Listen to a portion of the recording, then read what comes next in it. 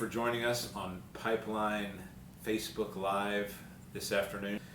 We hope you enjoy this time with us. We have 15 minutes of your day, and this is going to be great information for you if you are using Facebook to run ads. And so today, Ben, right here, this is Ben Mix.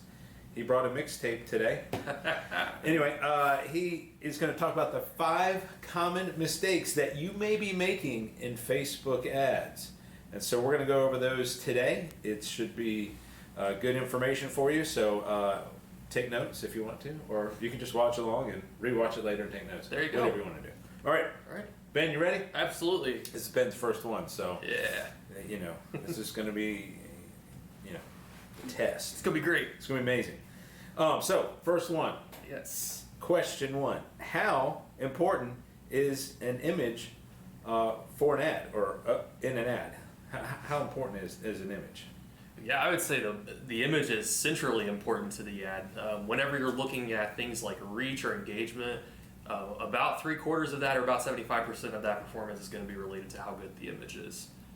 So let's kind of talk a little bit about the different formats of the images that you can use in Facebook ads, and then I'll kind of talk a little bit about what makes those images good.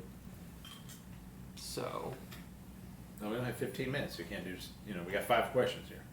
True. Okay, I'll be quick. Yeah. Okay. So to start with, one of those formats, we got a single image here. Nice cup of ice cream there, centered there. Strawberry. We also have formats like videos and slideshows, and I'm going to show a really cool one that Facebook's doing now called a carousel ad. And but with a carousel ad, you can go through different images. You can click through them. So you can do a video here, right? Wow, Include that in the image. It's a very nice kind of multi-format sort of thing. Okay. That's pretty. Yeah. Click through there. Then you can shop now. Probably buy a ticket to go to the event, huh? Call to action down there. There it is. All right. So let's go back to this image real quick, and let's talk a little bit about what makes an image good. So with this image, one of the things you want to make sure that you're doing with your images and your ads is you want to make sure the image directly as you can connects with the message of your ad. Yeah. So what is the message here? We look at the caption. It's National Ice Cream Day. Enjoy, buy one, get one free on all these homemade ice creams, peach, strawberry, chocolate. And then we have this beautiful image here of a cup of strawberry ice cream. That's about as direct as I think you can get. Yeah, and that's, just so you know, that's not on a keto diet. Yeah, unfortunately. Yeah.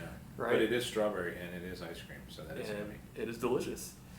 Okay, another principle of images, this goes for graphic design, photography, all that kind of thing. It's called the rule of thirds. So let's take a look at an example of this. All right. So you look at this picture. This is a nice picture of the beach. Looks like early morning there. Definitely sunrise. Definitely the sunrise. Yeah, you see. Mm-hmm. And what makes this image so great is we can kind of take a look at this, and you can sort of divide it into thirds here. So we got the beach here, the ocean, and the sky. And this is just called the rule of thirds. For some reason, when people look at images, they like to see things that have these patterns, and you can kind of divide them into thirds. And that's what's called the rule of thirds there. So, yeah. Awesome. All right. Well, good deal. Those are good examples of some yummy strawberry ice cream and some going on the beach. If you combine those two, that'd be even better. But anyway, we're going to move on to the next one. But so, how much text should there be on an ad or on an image? I guess you should say. Yeah. So let's specifically talk about on the image. We're going to call this overlay text. Overlay text. Fancy words, right? Okay. We're going to take a look at an image here, and I'm going to show an example of a good use of overlay text. So when we look at this image, I mean, it looks like a pretty good image to me. Yeah. And the reason for that is it's not because there's not text on the image, but when you look at this, the text, you can kind of see it's not really disturbing or disrupting the image at all. It's centered nicely. It's not very big. Facebook used to have this rule called the 20% rule, and what that meant was that your overlay text couldn't take up more than 20% of your image. Now that rule's not as hard and fast anymore, but back in the day they wouldn't even run the ad. they wouldn't run the ad. So, but that's not necessarily the way it works now. It's a little bit more of a qualitative approach. But in this case, this is okay because it looks fine, right? But if we made that about twice that size, kind of made that text about twice that size, it's not gonna work very well for Facebook. No. So Reach would be terrible. The principle you want to stick with overlay text is less is more. Make sure that it's punchy and not taking much space. There you go. So yeah. Awesome. Well, good. Well, here's a third question. Yeah, we talked about overlay text, but in your captions, when you have in your headline in an actual ad, it's not like on a boosted post, but like on an actual ad. That's a click to website ad or a reach ad. Yes. What should we do about the headlines? What's a common mistake? Common mistake is making them too big. Facebook will reject your ad if it's more than, I want to say, 40 characters. So you want to keep it under 40 characters. And I've got a principle for how we kind of want to think about that. Look at an ad here. Got a nice carousel ad. Now here's the headline right down here, and the reason why this is a really nice headline is it's following two principles that I'm going to talk about. So you want to make headlines concise, and you want to make them to entice. So concise. Ooh, that rhymes. It's a nice rhyme, right? Oh. You like that? Getting fancy. Came up with that just so the headline here, it's nice and short. We have these really great words: luxury and dream. Luxury, dream, comfortable, people dream. These are things that people can connect with, but we're keeping it nice and short so that it's not disrupting the image, it's not messing with the call to action. Yeah. And it's just a really nice, short, punchy headline. Yeah. Yeah. It's a good looking house. It is a good looking I heard house. it's for sale. Yeah. It's pretty cheap too, I heard.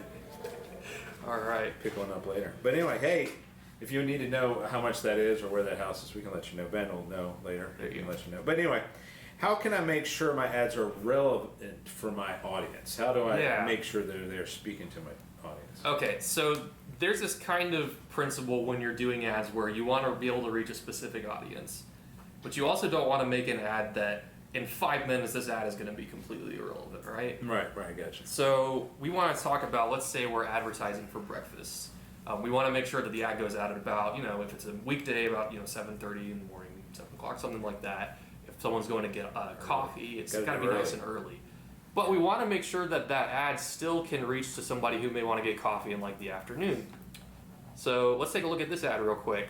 Yeah, because Have coffee on I ice. know there's people in our office here that drink their coffee like after lunch Or all day long. or all day long. But yeah, Keep it all I day gotcha. long. So coffee is kind of one of those things that just kind of It goes over is. time. And this image is really good for it because it's kind of simple.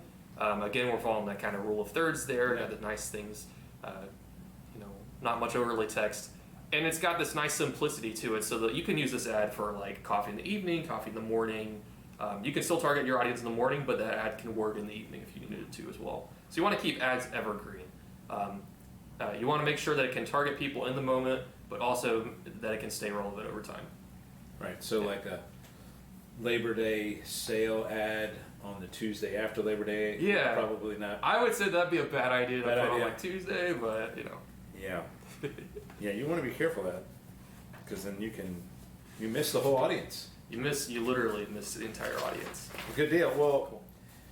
we have one more question. This is the 5th question. And should I leave an ad running indefinitely? Of course, we're not speaking about boosted posts here because we all know that boosted posts, you only should run those for a few days. Right. Because if you run those for a long time, then everything you post on your page, So nobody's going like to see it. reach ads, click ads, Yeah. brand awareness. Okay, so we want to be able to refresh our ads. One common mistake that people make is that they just leave ads running indefinitely. Right. You can leave an ad running for a month, but let's say you want to do it for another month. Take a look at the ad, see if the cost per click is going up. If it went from 20 cents per click to 75 cents per click, that's a tired ad.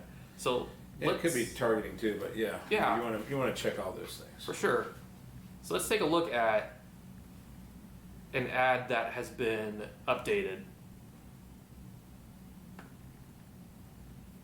Okay.